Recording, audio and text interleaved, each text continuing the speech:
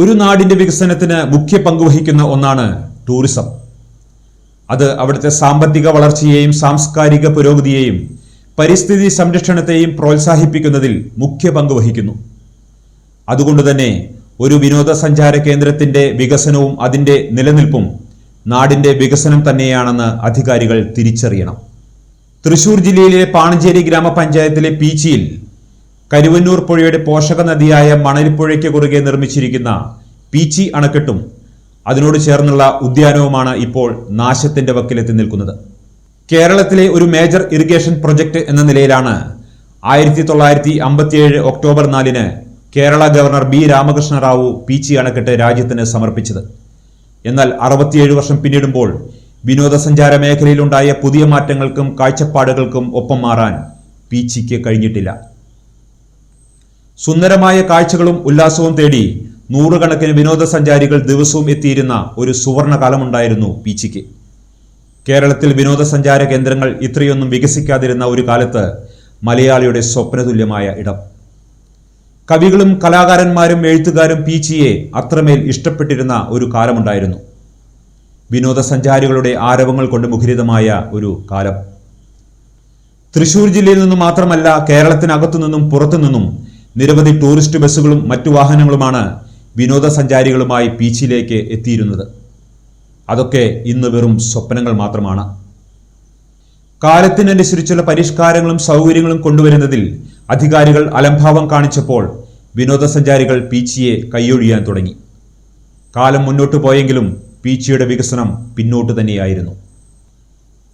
മാറി മാറി ഭരിച്ച സർക്കാരുകളുടെ അനാസ്ഥയുടെ അടയാളമായി പീച്ചി മാറി. വികസനമല്ല, മറിച്ച് വികസന പ്രഖ്യാപനങ്ങൾ മാത്രമാണ് പീച്ചിക്ക് വേണ്ടി ഉണ്ടായത്. ഒരു കാലത്ത് കേരളത്തിലെ ഏറ്റവും മനോഹരമായ ഉദ്യാനങ്ങളിൽ ഒന്നായി പെരുമ നേടിയിരുന്ന പീച്ചി ഗാർഡനിൽ ഇപ്പോൾ വളരുന്നത് ഏറെയും കാട്ടുചെടികൾ മാത്രം. കൊട്ടിഘോഷിച്ചു കൊണ്ടുവന്ന ജലധാര യന്ത്രങ്ങളും ദീപാലങ്കാരങ്ങളും കണ്ണടച്ചിട്ട് കാലങ്ങളായി. പീച്ചി ഉദ്യാനം നിർമ്മിച്ച കാലത്ത് സ്ഥാപിച്ചിരുന്ന ശില്പങ്ങൾ ഇപ്പോൾ നാശത്തിന്റെ വക്കിലാണ്. അതിന്റെ ഭംഗി നിലനിർത്താൻ പോലും ആരും തയ്യാറാകുന്നില്ല. ജീവനക്കാർ ഇല്ലെന്ന പേരിൽ വേണ്ടത്ര പരിപാലനം ലഭിക്കാതെ ഉദ്യാനം കാട് കയറി നശിച്ചു. പീച്ചി റിസർവോയറും അനുബന്ധ സംവിധാനങ്ങളും ജലസേചന വകുപ്പിന്റെ കീഴിലാണെങ്കിലും ജില്ലാ ടൂറിസം പ്രൊമോഷണൽ കൗൺസിലിനാണ് വിനോദസഞ്ചാര കേന്ദ്രത്തിന്റെ നടത്തിപ്പധികാരം. അതുകൊണ്ട് തന്നെ വകുപ്പുകളുടെ ഏകോപനമില്ലായ്മ പീച്ചിയുടെ വികസനത്തിന് തടസ്സമുണ്ടാക്കുന്നു എന്നാണ് ഒരു ന്യായീകരണം.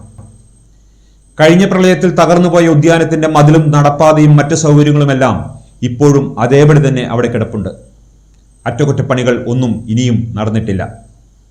സാമ്പത്തിക പ്രതിസന്ധിയാണ് പീച്ചിയെ അലട്ടുന്ന പ്രധാന വിഷയം. കൂടുതൽ വിനോദസഞ്ചാരികൾ പീച്ചിയിലേക്ക് എത്തിയെങ്കിൽ മാത്രമേ വരുമാനമുണ്ടാകൂ. എന്നാൽ അതിനുവേണ്ട സൗകര്യങ്ങളും കാഴ്ചകളും പീച്ചിയിൽ ഒരുക്കാൻ അധികാരികൾക്ക് ഇനിയും സാധിച്ചിട്ടില്ല എന്നതാണ് യാഥാർത്ഥ്യം. പീച്ചിയിൽ കൊണ്ടുവരേണ്ട മാറ്റങ്ങളെക്കുറിച്ചുള്ള ചർച്ചകൾ ഏറെ കാലങ്ങളായി നടക്കുന്നതാണ്. നാടിന്റെ പുരോഗതിക്കു കൂടി വഴിതെളിക്കുന്ന തരത്തിൽ സാധ്യതകളെ പ്രയോജനപ്പെടുത്തി പീച്ചി ഡാമിന്റെ വികസനം ആസൂത്രണം ചെയ്യണമെന്ന് ആവശ്യപ്പെട്ട് വിദഗ്ധമായ നിർദ്ദേശങ്ങളും അഭിപ്രായങ്ങളും നാട്ടുകാർ തന്നെ മന്ത്രിമാർ ഉൾപ്പെടെയുള്ളവർക്ക് നൽകിയിട്ടുണ്ട്. അവർക്ക് ഇക്കാര്യത്തിൽ ഒട്ടേറെ കാര്യങ്ങൾ പറയാനുമുണ്ട്.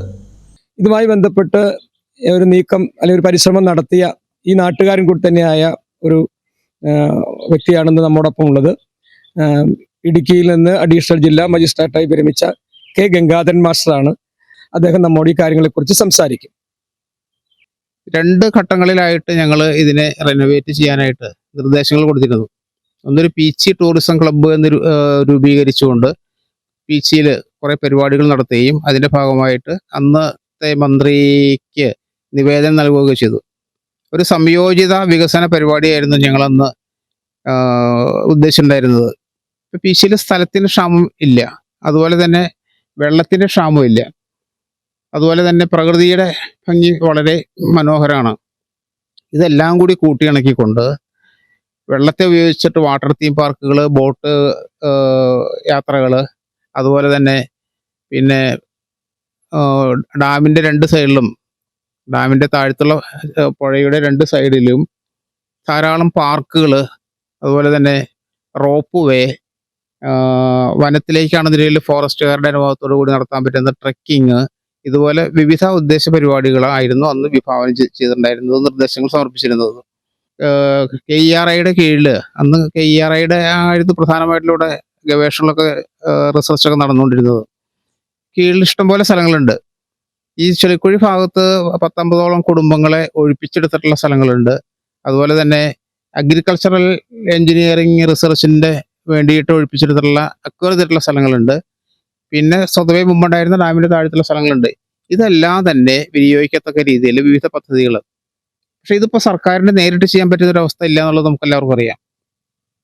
അത് ചെയ്യാൻ കഴിയുന്ന വെച്ചിട്ടുണ്ടെങ്കിൽ PPP model, private public private participation എന്നുള്ള നിലയ്ക്കാണ് ഞങ്ങൾ നിർദ്ദേശങ്ങൾ നൽകിയിരുന്നത്. ഇറിഗേഷൻ്റെ ഭാഗമായിട്ട് കിടക്കുന്ന ഒരു പാർക്ക് ഉണ്ടായിരുന്നു. ആ പാർക്ക് ഇപ്പോൾ യാതൊന്നുമില്ല, പുല്ലുപോലും ഇല്ലാത്ത അവസ്ഥയാണ് നമുക്കിവിടെ ചെന്നാൽ കാണാൻ പറ്റുക. ഇതിനൊരു പരിഹാരം എന്നുള്ള നിലയ്ക്കാണ് ഇതെല്ലാം നമ്മൾ ഉദ്ദേശിച്ചിട്ടുണ്ടായിരുന്നത്. ഇപ്പോൾ ഡാമിൻ്റെ താഴത്ത് ഒരു ചെക്ക് ഡാം പണിതുണ്ടെങ്കിൽ വെള്ളം തടഞ്ഞു നിർത്തി ഒരു ചെറിയ കൃത്രിമമായിട്ട് ജലാശയം രൂപീകരിച്ചിട്ട് അതിൽ കുട്ടികൾക്കായിട്ടുള്ള ബോട്ടിങ്, കുട്ടികൾക്കും വലിയവർക്കും നടത്താവുന്നുള്ളൂ, അതിൽ ചെയ്യാവുന്നുള്ളൂ. പിന്നെ വേണമെങ്കിൽ വാട്ടർ തീം പാർക്കുകൾ ചെയ്യാം. അതുപോലെ തന്നെ ഈ ഒഴിഞ്ഞു കിടക്കുന്ന സ്ഥലങ്ങളിലൊക്കെ ഓരോ പ്ലോട്ടുകൾ പല വ്യവസായികൾക്കായിട്ട് ഏൽപ്പിച്ചു കൊടുത്താൽ അവരുടേതായിട്ടുള്ള ഡിസൈനിൽ പാർക്കുകളായിട്ടോ അല്ലെങ്കിൽ വേറെ എന്തെങ്കിലും തരത്തിൽ ആകർഷണീയമാക്കി മാറ്റുന്നതിന് തയ്യാറാവും. കാരണം അവർക്ക് പരസ്യം കിട്ടുന്നതാണത്. ഇങ്ങനൊരു ഐഡിയ ആണ് 2 പ്രാവശ്യം കൊടുത്തത്. പക്ഷെ എന്തുകൊണ്ടോ അത് വേണ്ടത്ര രീതിയിലുള്ള പരിഗണന ആ കാലത്ത് കിട്ടിയില്ല. പണത്തിൻ്റെ ദൗർലഭ്യമായിരിക്കാം ഒരു കാരണം എന്ന് നമുക്ക് മനസ്സിലാവുന്നതാണത്. പക്ഷേ ഇതിൽ താല്പര്യമുള്ള ആൾക്കാർ വരണം.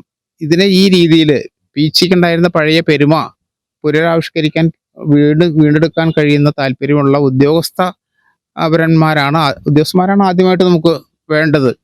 ഇവിടെ വരുന്ന ഉദ്യോഗസ്ഥന്മാരൊന്നും തന്നെ സാധാരണഗതിയിൽ എന്താ പറയുക, ഒരു പണിഷ്മെന്റ് എന്നുള്ള നിലയ്ക്ക് വന്ന് കാലം കഴിച്ചു പോകുന്ന ആൾക്കാരാണത്. ഇപ്പൊ റിസർച്ചായിട്ട് യാതൊന്നും നടക്കുന്നില്ല. എന്തെല്ലാം റിസർച്ചുകളിലൂടെ നടന്നു എന്നുള്ളതിൻ്റെ ഒക്കെ ഒരു ദൃക്സാക്ഷിയാണ് ഞാൻ. കുറേ കാലം, ഒരു 10-20 കൊല്ലക്കാലം ഞാൻ ഇതിലെ സ്ഥിരമായിട്ട് നടക്കുകയും ഈ ആൾക്കാരുമായിട്ട് ബന്ധമുണ്ടാക്കുകയും ഒക്കെ ചെയ്തിട്ടുണ്ട്. അപ്പോൾ എനിക്ക് കൃത്യമായിട്ട് അറിയാവുന്ന കാര്യങ്ങളാണത്. പിന്നെ ഇപ്പോൾ ഫോറസ്റ്റിനെ ഉപയോഗപ്പെടുത്തിക്കൊണ്ട് വേണ്ട നിലയിൽ ട്രക്കിംഗ് മാത്രമല്ല, മറ്റു തരത്തിലുള്ള ഇപ്പോൾ KFRI ഇവിടെ അടുത്തുള്ളത് കൊണ്ട് അവരുടെ ഒരു സീഡ് വിതരണം അതുപോലത്തെ സ്ഥാപനങ്ങളൊക്കെ വേണ്ട നിലയിൽ ഇവിടെ വന പരിശീലന കേന്ദ്രം എന്നുള്ള നിലയ്ക്ക് വേണമെങ്കിലും ഇവിടെ സ്ഥാപിക്കാൻ പറ്റുന്ന സ്ഥലവും സൗകര്യങ്ങളൊക്കെ ഉണ്ട്. എത്രയോ ക്വാർട്ടേഴ്സുകൾ നശിച്ചു പോയിരിക്കുന്നു. ഇതെല്ലാം മുൻകരുതലുണ്ടായിരുന്നെങ്കിൽ, മുൻഭാവന ഉണ്ടായിരുന്നെങ്കിൽ ശരിക്കും റിസോർട്ടുകളാക്കി മാറ്റാമായിരുന്നു. ഇങ്ങനെ ഒരു സംയോജിതമായിട്ടുള്ള ഇൻ്റഗ്രേറ്റഡ് ആയിട്ടുള്ള ഒരു വികസന പരിപാടിയാണ് നമുക്ക് വേണ്ടതെന്നാണ് എനിക്ക് തോന്നുന്നത്.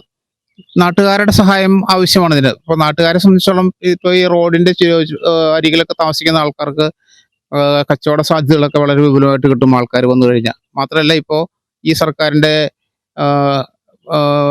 ഒരു പദ്ധതിയാണല്ലോ മറ്റേ ടൂറിസം കോറിഡോർ, മലമ്പുഴ, പീച്ചി, പുത്തൂരിലുള്ള മൃഗശാല ബന്ധപ്പെടുത്തിക്കൊണ്ട് ഇങ്ങനെ കാലടി വരെയൊക്കെയുള്ള ഒരു തീരദേശ ഹൈവേയുടെ ഭാഗമായിട്ടുള്ളൊരു വികസനം കൂടി വരുന്നുണ്ട്. അപ്പോൾ ഈ നാട്ടുകാർക്കും പ്രയോജനം കിട്ടും. വരുന്ന ആൾക്കാർക്കാണെന്നുണ്ടെങ്കിൽ എന്തെങ്കിലും കണ്ട് സന്തോഷത്തോടെ ഒരു ദിവസം ചെലവഴിക്കാൻ പറ്റുന്നതുണ്ട്. അല്ലെങ്കിൽ ഇവിടെ താമസിച്ച് 1-2 ദിവസങ്ങൾ, ഇപ്പോൾ ഹണിമൂൺ കോട്ടേജുകളൊക്കെ ഉണ്ടാക്കുകയാണെന്നുണ്ടെങ്കിൽ 1-2 ദിവസങ്ങളൊക്കെ താമസിച്ചിട്ട് ആൾക്കാർക്ക് തിരിച്ചു പോകുന്ന സൗകര്യങ്ങളും ഏർപ്പെടുത്താവുന്നതേ ഉള്ളൂ. പീച്ചിയുടെ വികസന സാധ്യത തിരിച്ചറിയുകയും അതിനുവേണ്ടിയുള്ള പദ്ധതികൾ ആവിഷ്കരിക്കുകയും ചെയ്യണമെന്നാണ് എനിക്ക് പറയാനുള്ളത്. വികസന സാധ്യതകൾക്ക് യാതൊരു പഞ്ഞവുമില്ല, പദ്ധതികൾക്കും പഞ്ഞമില്ല. പക്ഷേ ഇതൊക്കെ നടപ്പിലാക്കാൻ വേണ്ട ഇച്ഛാശക്തിയുള്ള ഭരണാധികാരികളും ഉദ്യോഗസ്ഥരുമാണ് പീച്ചിയുടെ വികസനത്തിന് അടിയന്തരമായി ആവശ്യം. ജലാശയവും ഉദ്യാനവും മാത്രമല്ല പീച്ചിയിലുള്ളത്, വൈവിധ്യമാർന്ന ഒട്ടേറെ കാഴ്ചകൾ വേറെയുമുണ്ട്. എഞ്ചിനീയറിംഗ് മ്യൂസിയം, കേരളത്തിന്റെ ഉച്ചാവച മാതൃക, ഡാമുകളുടെ പ്രവർത്തനങ്ങളെ മനസ്സിലാക്കാൻ കഴിയുന്ന മാതൃകകൾ, അപൂർവമായ വൃക്ഷങ്ങൾ വളരുന്ന ബോട്ടാണിക്കൽ ഗാർഡൻ എന്നിവയൊക്കെ പീച്ചിയിലുണ്ട്. ഈ കാഴ്ചകൾ കൂടി വിനോദസഞ്ചാരികളിലേക്ക് എത്തിക്കാൻ കഴിയണം. വിനോദസഞ്ചാരികളുടെ ആവശ്യങ്ങൾക്കനുസരിച്ചുള്ള മാറ്റങ്ങൾ പീച്ചിയിൽ കൊണ്ടുവരണം. ബോട്ടിങ്ങും കേബിൾ കാറും സിപ്പ് ലൈനും ടോയ് ട്രെയിനും ഒക്കെ ഏർപ്പെടുത്താനുള്ള സൗകര്യങ്ങൾ പീച്ചിയിലുണ്ട്. അത് പ്രയോജനപ്പെടുത്തണം. അതോടൊപ്പം പേരുകെട്ട പീച്ചി ഹൗസും റെസ്റ്റ് ഹൗസും ടൂറിസ്റ്റുകൾക്ക് ഉപയോഗപ്പെടുത്താനും കഴിയണം. വിനോദസഞ്ചാര കേന്ദ്രത്തിന്റെ വികസനം നാടിന്റെ വികസനം തന്നെയാണെന്ന് തിരിച്ചറിയണം. പ്രഖ്യാപനങ്ങൾ യാഥാർത്ഥ്യമാക്കാൻ അടിയന്തരമായി സർക്കാർ ഇടപെട്ടില്ലെങ്കിൽ ഒരു കുടിവെള്ള പദ്ധതിയായി മാത്രം പീച്ചി അവശേഷിക്കും. പീച്ചിയിലേക്കുള്ള വിനോദസഞ്ചാരം അധികം വൈകാതെ തന്നെ അകാല ചരമമടയുകയും ചെയ്യും.